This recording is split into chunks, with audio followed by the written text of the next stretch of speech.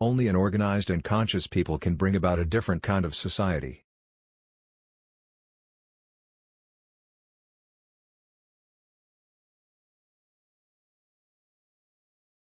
Every country has its own reality and its own leaders, and the leaders act in accordance with their reality.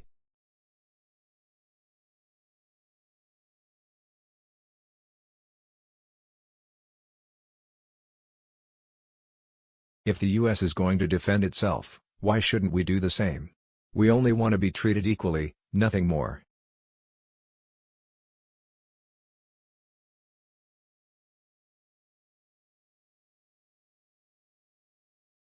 First fulfill your academic obligations and then you will have the right to call yourself a leader of the left.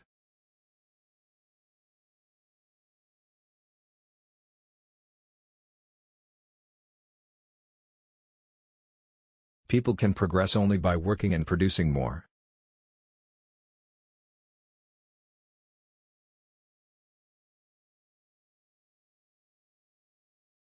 The popular unity government represented the first attempt anywhere to build a genuinely democratic transition to socialism, a socialism that, owing to its origins, might be guided not by authoritarian bureaucracy, but by democratic self-rule.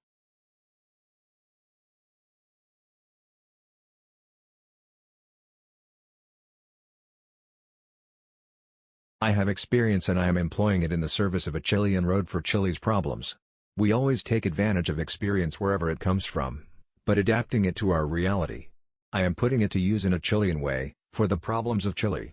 We are not anyone's mental colonists.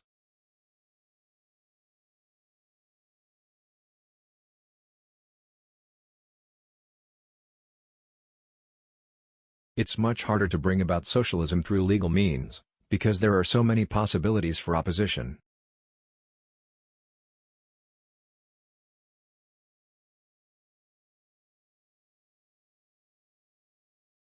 Fidel Castro is a man with a great sense of self-criticism and respect for his political friends.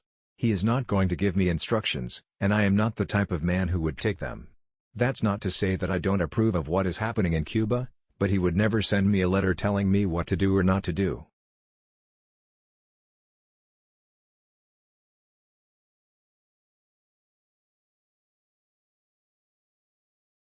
People can come and see me, and I have the pleasure of being able to talk to them.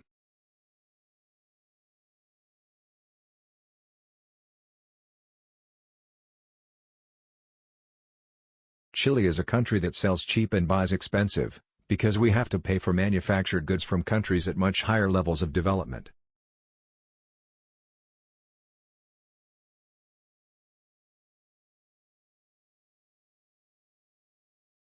I still believe in what I believed in for 20 years as a socialist in parliament, and being a socialist is not the same as being a utopian.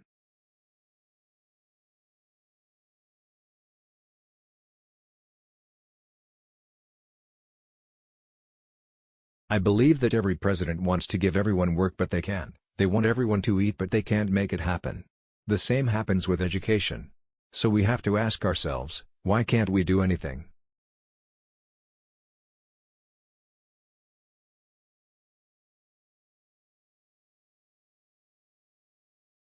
This is an instrument in the hands of the people for fighting the fascist saboteurs, because the Chilean armed forces are a guarantee of constitutionality and integrity.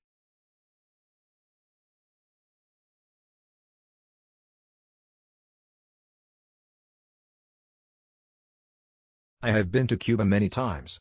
I have spoken many times with Fidel Castro and got to know Commander Ernesto Guevara well enough.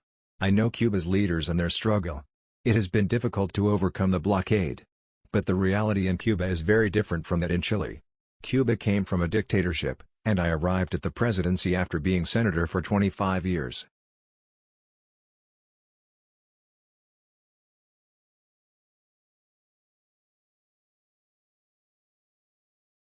I have often said that it doesn't matter to me if a student tells me he is a leader of the left, unless he is a good student. We need good students.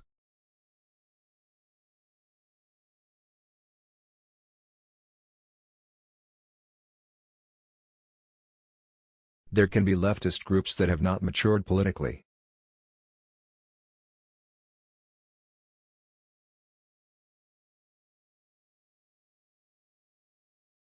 I can't spend my whole day talking to people.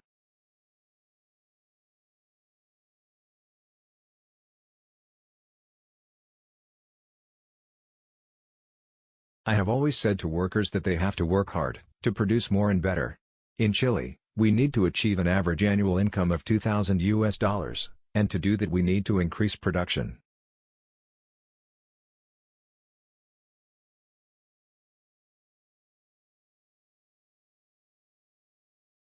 I was a minister in the Frente Popular Front, government, one of the three in Chile during the Pedro Aguirre Cerda years, and I was as much a socialist then as I am today.